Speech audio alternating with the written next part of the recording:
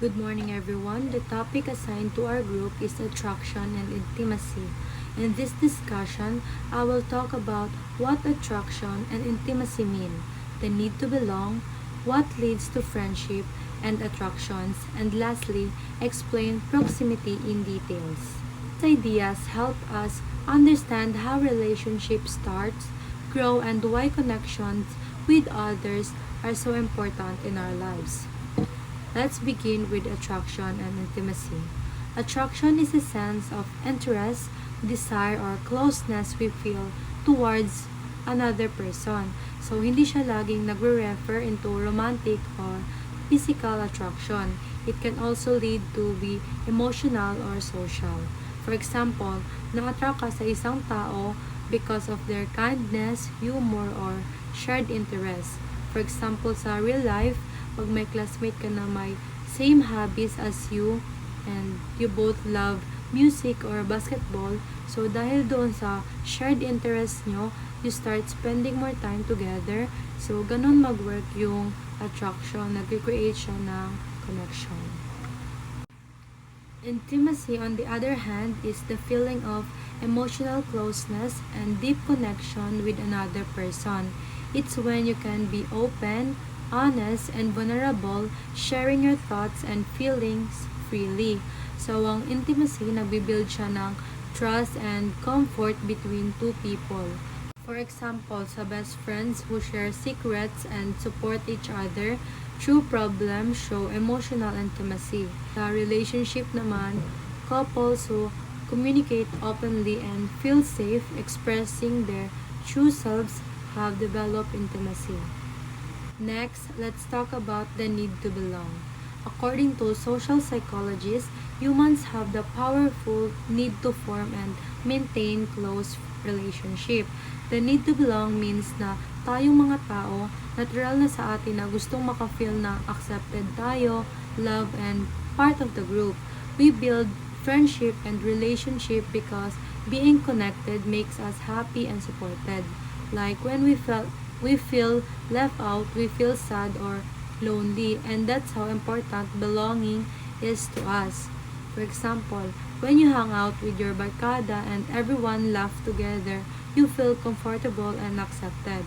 That's belonging. But if your friends suddenly stop talking to you or leave you out, you feel hurt, so that's your need to belong being unmet. Now let's move on to what leads to friendship and attraction. There are several key factors that helps relationship grows. First is proximity, which is the functional distance. This means geographic and interactional closeness. So the more we see and interact with people, the more likely we are become friends. For example, yung students na magkatabi sa klase are more likely to become friends later on because they interact more often. Second is physical attractiveness. First impression often depends on looks, but attractiveness also includes personality, confidence, and how someone carries themselves. This is the related to what is beauty is good to stereotypes. For example, sa school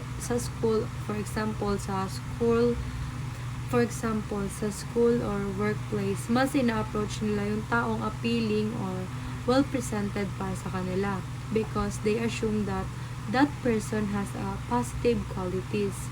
Third is similarity. We tend to drawn to people who share values, interests, and beliefs. Yes, opportunities can attract, but long-term relationships are usually built on similarities. For example, two people who both love volunteer volun for example, two people who both love volunteering or playing sports are more likely to form a lasting friendship. Fourth is reciprocal liking. We are people like us. We like people. Fourth is reciprocal liking. We like people who like us back. When someone show us appreciate and respect us, we naturally feel the same. For example, if a classmate always compliments your work or helps you study, you start to like them more too. And lastly, rewards theory.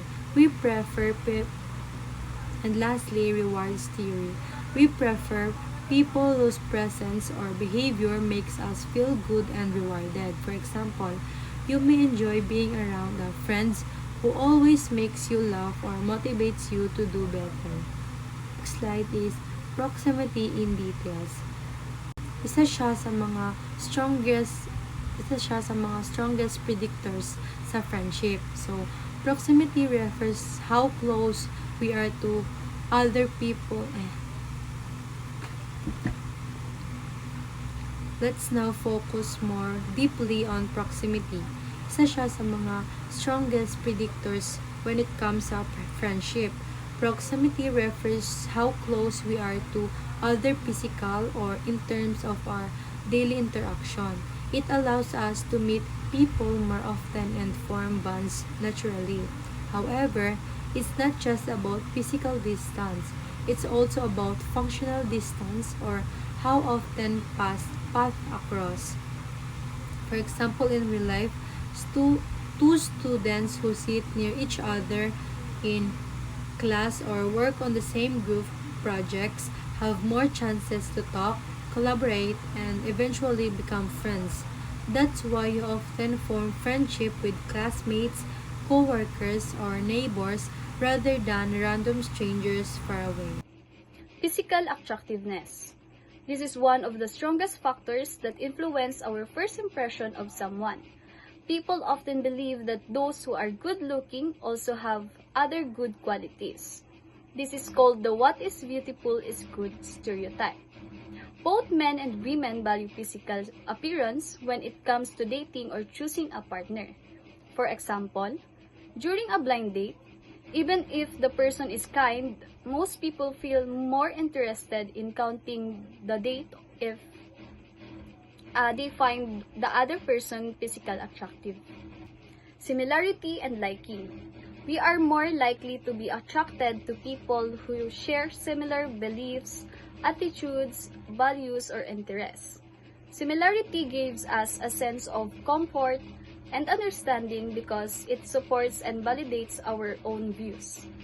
Opposites rarely form strong, lasting relationships. For example, two students who both love reading and have the same sense of humor are more likely to become close friends than two students who have completely different hobbies and opinions. Reward theory of attraction. So, according to this theory, we are attracted to people who makes us feel good, offer benefits, or are connected to positive experiences. This could be through their kindness, shared fun activities, or simply making us feel appreciated. For example, if you always enjoy your time with a classmate who makes you laugh and helps you with your schoolworks, you're more likely to develop a closer bond with them because being around them is rewarding. So what is love? Love is a deep feeling that can include intimacy, which is the emotional closeness, passion, the physical attraction, and commitment, the choice to stay together. Passionate love is intense and emotional, often happening at the start of the relationship. Companionate love is a calmer and based on deep trust, care, and long-term connection. For example, at the beginning of a romantic relationship, two people might feel strong passion and excitement. This is what we call the passionate love. Over time, as they build trust and support each other, their love may become stable and affectionate. This is what you call companionate love. So now, we proceed naman to passionate versus companionate love. So, when we say passionate love, it is the kind of love that is full of strong emotions. Yung may excitement, and of course, merong physical attraction. So, it's what people often feel in the early stages of a relationship. So, when everything feels thrilling and romantic, yan. However, this type of love can fade over time as the excitement lessens. So, itong passionate love is, sa una, talagang very strong yan, intense, talagang sobrang tindi. Ang problema naman kasi dito, it can fade over time. So, pwedeng sa una lang yan, and then eventually, after few years of being together, parang nawala na yung spark. So, kapag naman din companionate love, ito naman yung love that develops over time and is based on deep friendship, trust, and emotional connection. So, it's calmer, more stable, and lasts longer. Passionate love often turns into companionate love in long-term relationships. So, usually daw kapag ang passionate love is strong, nagiging companionate love na rin siya over time. So, it's either, dalawa lang yan, it's either mag-fade siya with time or ma-develop into companionate love. So, kapag naman companionate love, pwedeng nag-start mo na kayo as friends, hanggang sa na-develop. Kumbaga, meron kayong emotional connection, may deep friendship, may trust. So, dito naman sabi, arranged marriages often show increasing love over time, while love-based marriages may decline after initial years. So, sabi naman dito, ito ay maybe because they start with companionship and shared commitment. So, kasi kapag arranged marriage, minsan, alam lang nila na companionship sila. So, minsan, nag-start muna sila as that, and then eventually, ma-in love na rin talaga sila. So, however naman kasi ang passionate love, pwede kasing mawala yung passion after the first few years. So now, let's move forward to what enables close relationship. So, dahil meron tayong different attachment styles. So, number 1, pwedeng secure. Kasi people who are trusting, open, and comfortable with intimacy. Meron naman din na avoidant. So, ito naman yung people who resist closeness or avoid depending on others.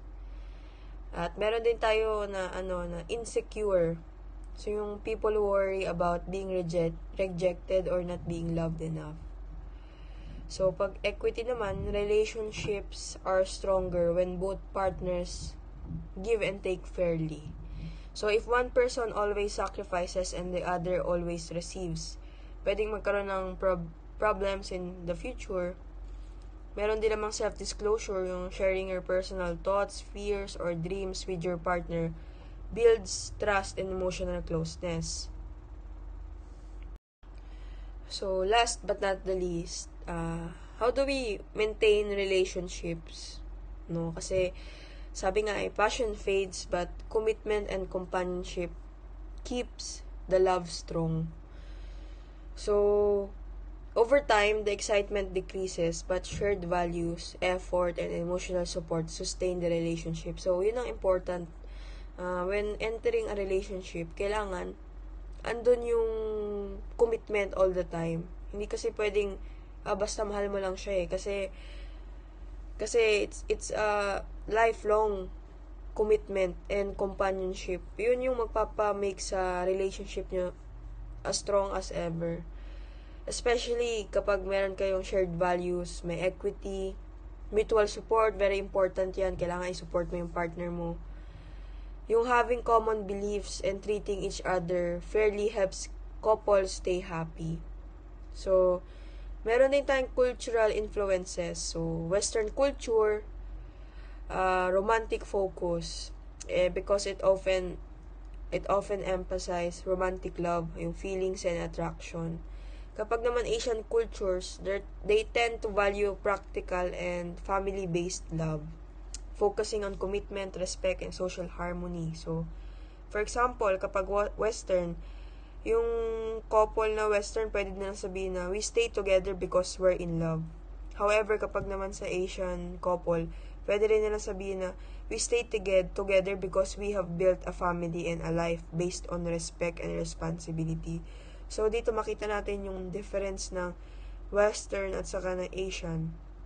So, that's all for our report. Thank you.